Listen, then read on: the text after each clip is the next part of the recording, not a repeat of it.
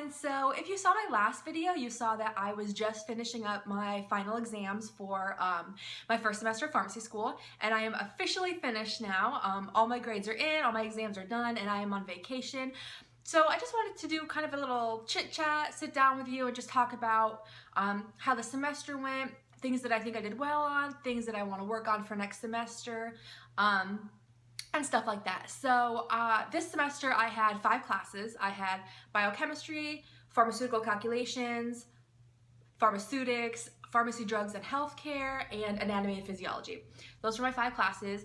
I got A's in everything except for pharmaceutics is the class I got my B in, which don't even get me started on that class. I'm disappointed that I got a B in that class. I think I could have really done well. I think I struggled a lot with learning the testing style of each professor, because in that class we had 3 different professors.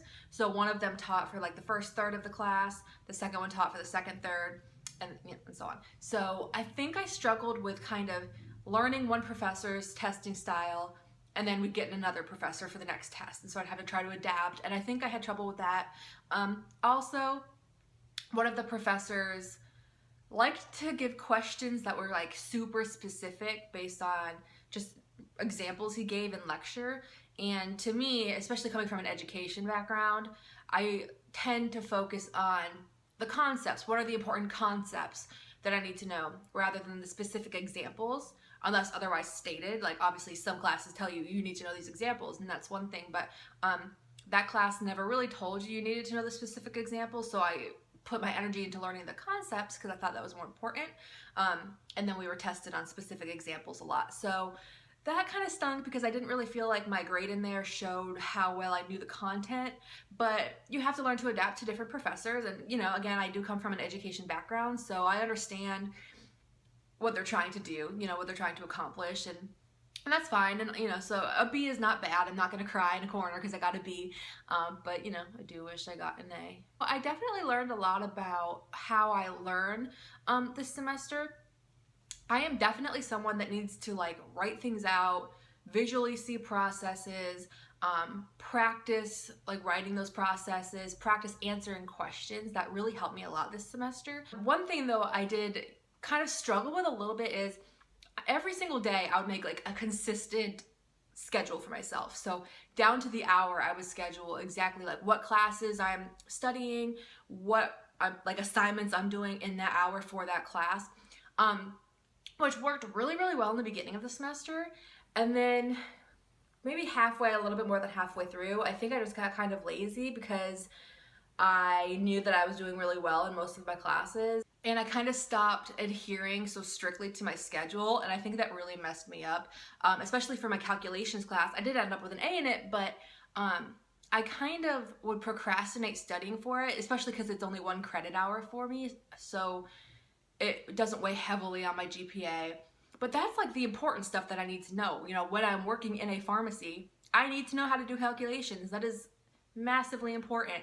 And I would kind of put it off, just kind of poo-poo it, put it off until the assignments were due at the end of the week, and then the midterm came. We had 3 exams in that class. We had a midterm, kind of like a second midterm almost, and then a final, cumulative final.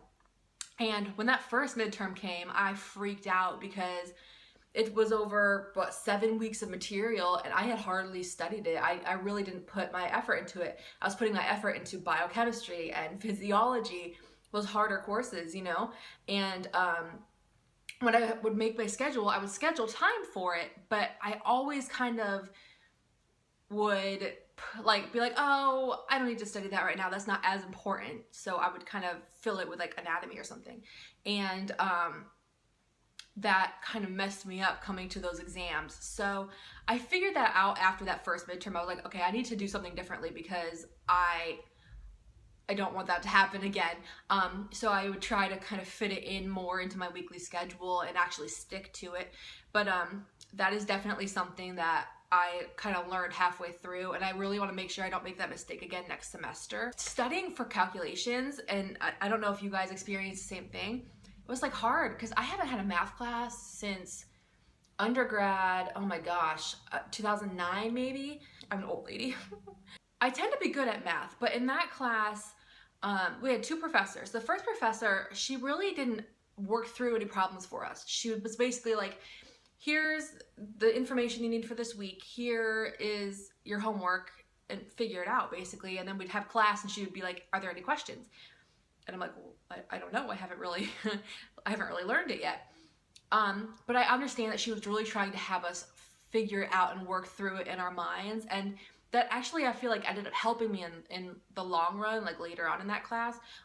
Halfway through, we got a different professor, and he would work through stuff with us. And I really liked that. But I think that because of that first professor not doing that, I really learned how to read the problem and reason through it, like pick out what's, the important things are and reason through it. But I did so many practice problems for that class. Like, they would give us the homework, which only had like 20 questions maybe, and then they would give us like another kind of packet almost of, it's called a module, of just practice questions, and they would post solutions.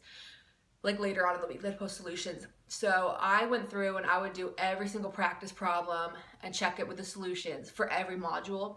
And I think that really helped a lot because I saw so many versions of the problems. So by the time I got to the exams, I was used to the problems. I knew exactly what I needed to do for the most part. I knew exactly what I needed to do, and that really helped a lot. So hopefully that can help you a little bit if you're going into a math class or a calculations class. Do every practice problem you can get your hands on, because that will really help. Just like the repetitiveness will really help. For anatomy, I did well, but I think I could have done better if I had diagrammed stuff more, like drawn stuff out more.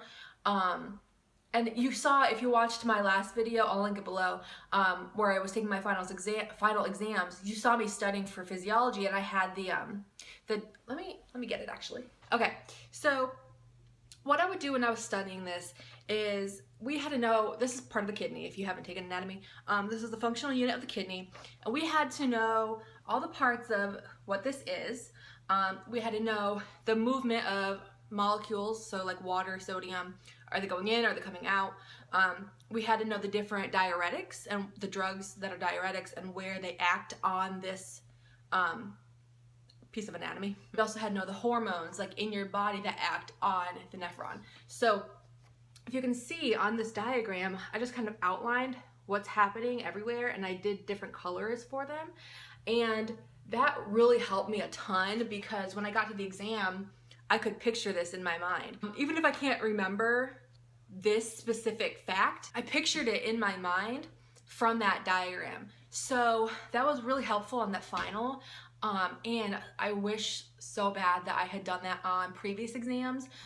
Like when we were doing endocrine and you had all those hormones in your body, I wish I had done a diagram of that. That would have helped me a lot. But at the same time, there's so much material, and I was just kind of figuring out how to navigate and get through all of it, so I didn't really think about it, but that's okay. Something I want to work on for next semester too is memorization techniques. If I find a good strategy, I'll make a video about it, but I really struggle with memorization. I've definitely learned about myself this semester that I am a processes person. I understand processes, I understand steps. When I'm just memorizing facts about stuff, like the drug names and what they do and all that stuff, I don't do well. I think honestly what it is I don't like memorizing. I don't like rote memorization, so I procrastinate with it. And then it's like a couple days before the exam, and I'm like, oh crap, I haven't studied that. I really need to memorize these drugs, for example. And by then it's too late to get it like in your head to memorize it all, So then I struggle on the exams, and I just need to work on that. That is a big thing I need to work on is memorization techniques. And I think I've learned this semester that flashcards do not work for me, because that's how I've done my drugs. That sounds terrible. That's how I was trying to learn the drug names and their, the FDA indications and all that stuff, and it just wasn't working for me. So I think I really need to research different memorization techniques for next semester. But yeah, so next semester I'm actually gonna have 7 classes.